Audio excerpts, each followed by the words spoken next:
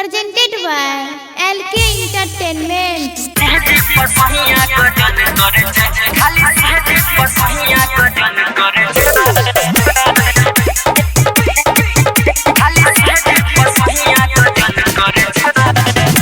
Singing by धरती धन्यवाद।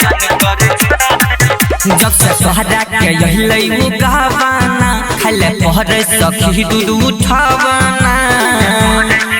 अरे सब जब से तोहरा के यही लइबू कहवाना खाले पहरे सखी दूध उठावाना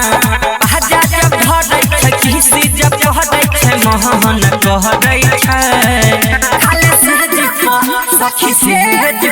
खाली सहज सोनिया गजन करे छै खाली सहज सोनिया गजन करे छै खाली सहज सोनिया गजन करे छै सोनिया गजन करे छै खाली सहज सोनिया गजन करे छै DJ विकास खाली सहज सोनिया गजन करे छै खाली सहज सचिन रिकॉर्डिंग स्टूडियो के गए के तना सुनहिया सखी पिया के बात गे मैं हट के संगे अपना करई छो घात गे करई छो घात के गए के तना सुनहिया सखी पिया के बात गे मैं हट के संगे अपना कहई छो घात गे दिनों में प्यारे करे रातियों में प्यारे हरदम कहै छै खाली सहज सखी सहज खाली सहज सोनिया गजन करे छै खाली सहज सोनिया गजन करे छै खाली सहज सोनिया गजन करे छै सोनिया गजन करे छै खाली सहज सोनिया गजन करे छै DJ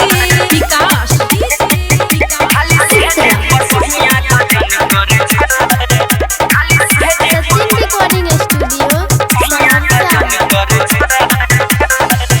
राही कमलेश राजा रहै छै देखै जब हमारा त करै छै कॉमेडी करै छै हे गई सखी राही कमलेश राजा रहै छै देखै जब हमारा त करै छै कॉमेडी धरती धनियांकित सीपू सचिन ने कहम कहै छै खाली सहज सखी सहज खाली सहज सोनिया गजन करे छै खाली सहज सोनिया गजन करे छै खाली सहज सोनिया गजन करे छै सिक्कू सावरिया।